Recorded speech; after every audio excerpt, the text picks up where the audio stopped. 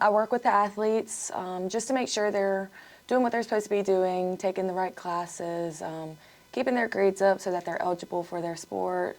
Just here for, moral support, somebody to talk to, somebody that's been through it, staying around athletics while I can.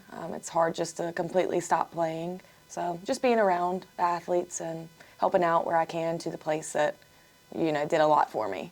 Mental health is something that people don't necessarily talk about, when they are going through it. It's after the fact, and that's the scary part about it, is most of the people who have been affected by it don't talk about it until they finally gotten out of the rough patch that they're in.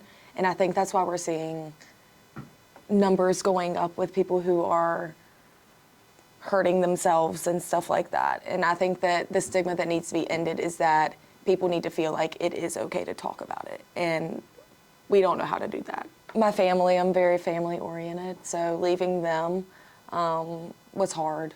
It was hard, going from having your own room, your own space, to sharing with people. It was hard coming to college not knowing anyone, because it's hard to make friends during COVID especially, but it's hard to go out and make friends, especially if you don't have a huge outgoing, talkative personality, it's hard. Softball, of course, was difficult. You're going from practicing. For me, I didn't really practice a lot with my travel team because we were always playing.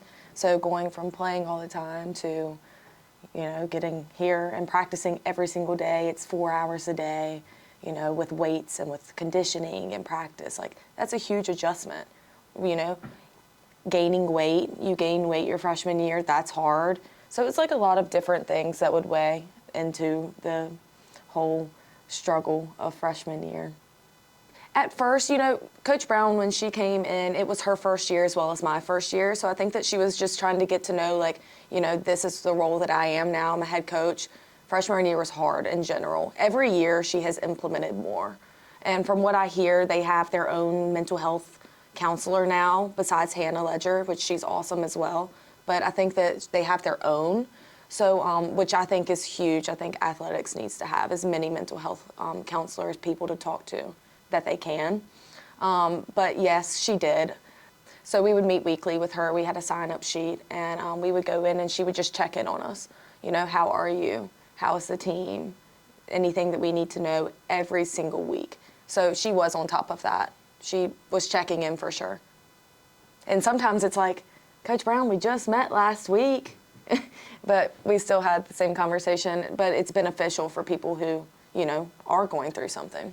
I think that if you don't have a relationship, then you're not going to be happy where you're at. And I say that because, like I was saying earlier, you come to school freshman year and Coach Brown's basically our mom. She says all the time, you guys are my kids.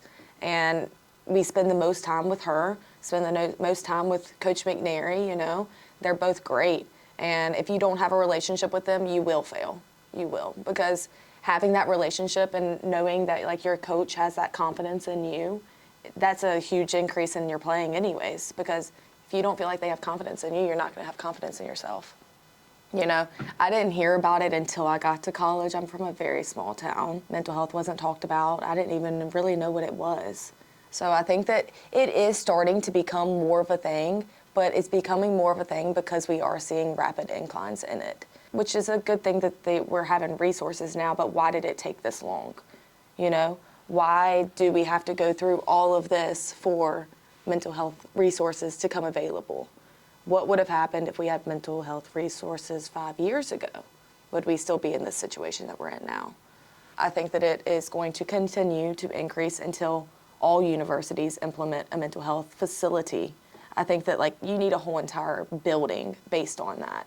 You need somewhere where you can just walk in and, there's dogs, there's stuff like that just bring happiness.